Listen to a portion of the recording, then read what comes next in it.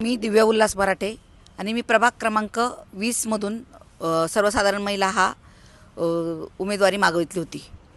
तर वास्तविक बघायला गेलं तर त्या उमेदवारी मी फक्त एकटी महिला कार्यकर्त्यांनी मागितली होती। तिथे कोणीही नव्हतं आणि तिथे मी जवळपास 18 वर्षापासून एकाच वार्डात काम करते। तर ही उमेदवारी मला आधीच जाहीर व्हायला पाहिजे होती, पण तसं न जाहीर करता माझीच उमेदवारी त्यांनी नाकारली।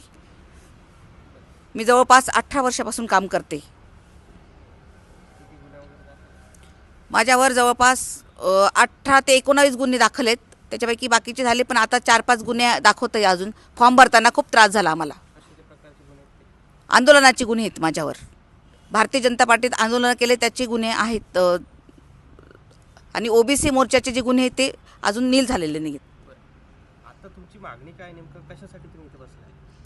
आता मला जी उमेदवारी माझी जी दुसऱ्याला देण्यात आली ती रद्द करावी। असं नाही केले तर हे उपोषण सुरूच राहील। पण आता तर रद्द करावी। कोणाला द्यावी? कोणी माझी महिला इच्छुक असेल तिला द्यावी, जिने फॉर्म भरला असेल तिला द्यावी। मला तर बसणारच आहे। अजून माझ्याशी कोणाशी बोलणं झालेलं नाही आहे। स्थानिक नेते फोन आलेला काल, कराड साहेबांशी बोलणं झालं, सावे साहेबांशी झालं। त्यांनी सांगितलं की ताई आपण बोलू, पण मी म्हटली तुम्ही मला इथे भेटायला या, मग आपण बसून ठरवू आणि मग मी उठणार। नाही, प्रदेशावरचे चव्हाण साहेबांचे जे अधिकारी आहेत, जे त्यांचे जवळचे होते, त्यांचा मला फोन आलेला। त्यांनी म्हटले ताई तुमची मागणी काय आहे, तुम्ही सविस्तर बोला, आम्ही तुमचं योग्य तो निर्णय घेऊ। शिस्त आधी कोणी तोडली? एक महिला कार्यकर्ता तिथे तिची उमेदवारी आधीच जाहीर व्हायला पाहिजे होती, शिस्त त्यांनी तोडली म्हणून। आणि हा उद्रेक आहे, हे माझ्याबद्दल आजचं घडत नाही आहे। हे मी महिला मोर्चाचे पद मागितले, मला महिला मोर्चाचे जवळपास 5 ते 6 वेळा डावललं गेलं, आणि आता उमेदवारी मागच्या वेळेस पण डावलली गेली होती। मी शांत होते आतापर्यंत।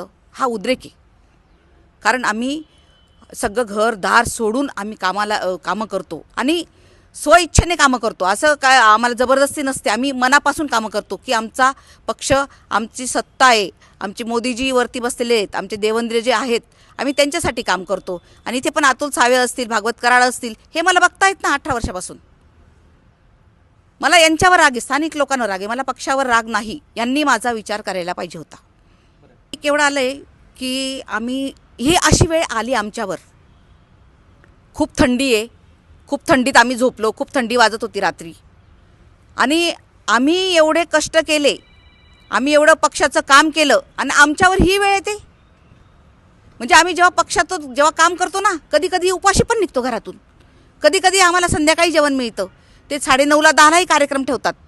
आम्ही अगोदरच सगळं आवरून सावरून, पण जेवायला वेळ मिळत नाही, आम्ही जेवण तसंच बाजूला ठेवतो। आणि शेवटी आमच्यावर हीच वेळ आली उपोषणाला बसायची। का आली वेळ? रात्रीपासून हे डोक्यात विचार आहे। म्हणजे 18 वर्ष घालवणे ही काही छोटी गोष्ट नाही आहे। आज मी तुम्हाला सांगते, माझी आई, मी जेव्हा ओबीसीमध्ये प्रभारी म्हणून परभणीला प्रभारीपद दिलेलं होतं मला, तर माझ्या आईला अटॅक आला, आणि मला सकाळी उज्ज्वला गॅस योजनेचं 2000 गॅस योजनेचं वाटप करायचं होतं, माझ्या हस्ते होतं ते। तर मला ट्रेनमध्ये बसताना मला माझ्या वहिनीचा फोन आला, तो कंटिन्यू फोन येत होता। मला असं वाटलं मी ट्रेनमधून बसून फोन करेल, पण तिचा सारखा फोन का येतोय म्हणून मी ट्रेनमधून बसण्याच्या आधीच मी फोन केला की काय फोन येतोय तुझा? तर तिने म्हटलं की आईला अटॅक आला आहे आणि तिला सिग्मा हॉस्पिटलमध्ये आणायचं आहे, औरंगाबादला। तर मी तशीच खाली थांबली। आईला 2 वाजता ते पेशंट आलं धुळ्याहून, मी आईला ॲडमिट केलं, आणि 4 वाजता मी परभणीला गेली। म्हणजे माझी आई एवढी सिरियस असताना मी पक्षाच्या कार्यासाठी, की माझ्या हस्ते पक्षाचं नाव खराब होऊ नये म्हणून, माझ्या आईला बेडवर सोडून तशीच गेली। ही भावना कुठे आहे? अशी एवढी भावना, म्हणजे एवढे जीव आपला आईशी इतका जीव, म्हणजे आई म्हणजे आपलं जीवन असतं, तिला सोडून मला काय वाटलं असेल ट्रेनमध्ये? मी कसा तरी प्रवास केला, तो कार्यक्रम केला। तिथून मला त्या दिवशी ट्रेनचं तिकीट मिळालं नाही, कन्फर्म झालं नाही। मग मी उद्या सकाळमध्ये निघाली आणि देवगिरी निघालून 9 वाजता आली। 9 वाजल्यानंतर मी माझ्या आईचा निर्णय घेतला। माझ्या आईला अटॅक आलेला, तसंच मी बेडवर सोडून गेली। म्हणजे ही कोणती भावना आहे?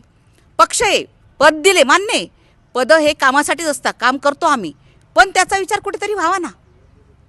हा उद्रेक आहे, उद्रेक। मराठ्यांचा उद्रेक आहे की सामान्य नाही कार्यकर्त्यांचा? माझ्यासोबत माझ्या भरपूर सहकारी आहेत. काल उज्ज्वलाताई येऊन गेल्या, त्यांना विचारलं मी, ताई तुम्ही महिला मोर्चाच्या अध्यक्ष आहात, तुम्ही महिलांची भावना का नाही मांडत?